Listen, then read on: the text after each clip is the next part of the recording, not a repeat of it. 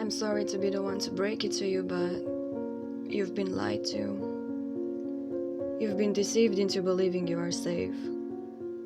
The truth is, you never were and never will be. And the safest place of all for you is, in fact, the heart of malevolence, the places of worship. Churches, temples, monasteries, abbeys, they are all the devil's playground.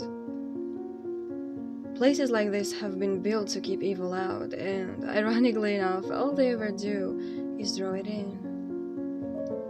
You see, the energetic charge of such locations acts as an open door, a portal for any entity to come through. They're like invitations to the human realm. This is why churches have such an eerie vibe about them. It's not that it humbles you, it's sucking your vital force, draining you of life and mortal energy. Places like this are open buffets for demons, and you're the main course.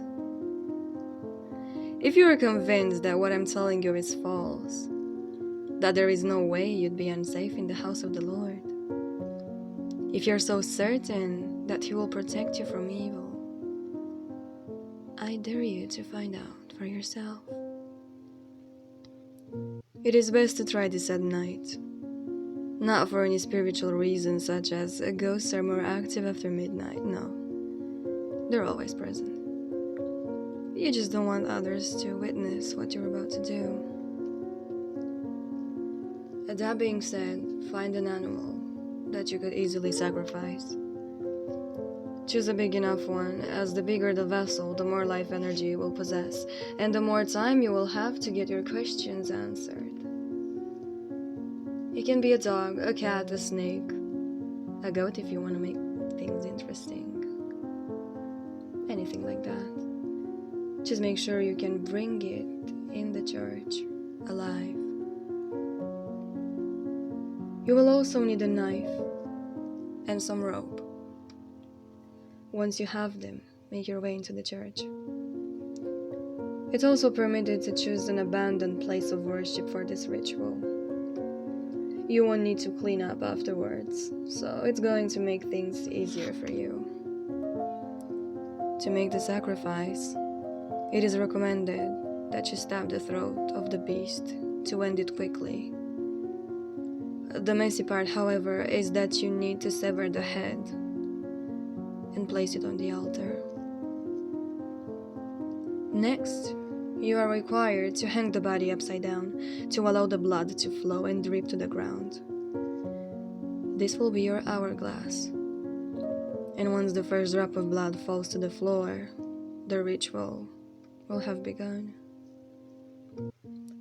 I advise you to kneel down at this point and show respect before you start the conversation. With whom, you ask? Well, don't ask me. Ask him. If I were you, I would phrase it something like this. With whom have I been granted the honor of speaking to? Don't be shocked when you actually receive a name back. The eyes of the severed head will open, and you will find yourself in the presence of an entity older than the earth itself.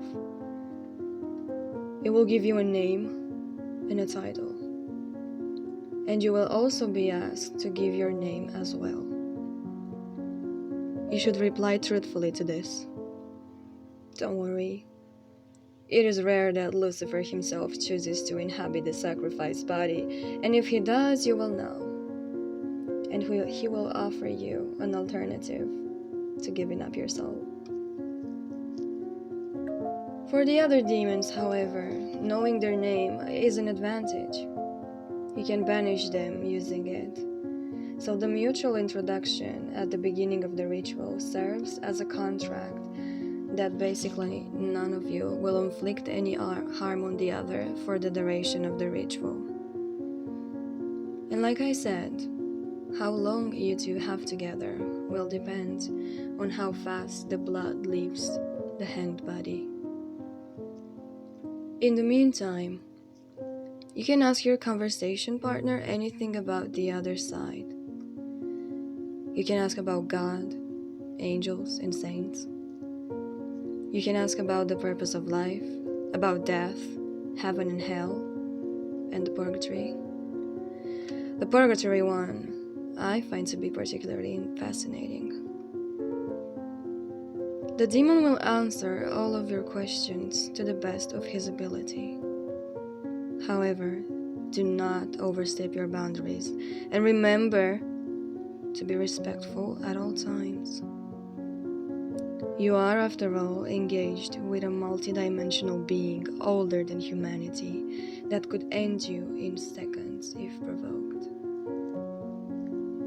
At times, although not often, the spirit will ask you questions of its own. It can ask you about your past and experience as a human. It could ask whether or not you enjoy your life as it is. Some people have reported that they have been offered a contract in which they can join the demon as a subservient. Usually, he allows negotiations, and you could get yourself a pretty good deal. You can join them right away and trade your human life for a chance to serve him in the spirit realm. Unlike a regular Faustian bargain, you don't sell your soul. You would still have autonomy over it. However, you are required to serve the demon when he asks of it, for however long it is set in the contract, or until he chooses to release you. You can also choose whether the contract takes action right away or upon your passing. So if the latter sounds tempting, feel free to negotiate the terms of your soon-to-be luxurious life. Once the time has expired, the demon will leave the carcass and you're free to leave, provided that you have not signed any further contract, of course. I hope you got your questions answered.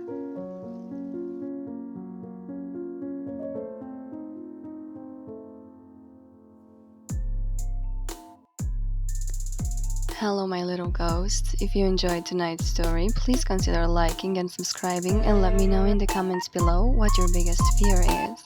I could get inspired and the next story I post could chill you to the bone. Thank you for your support and happy spooks!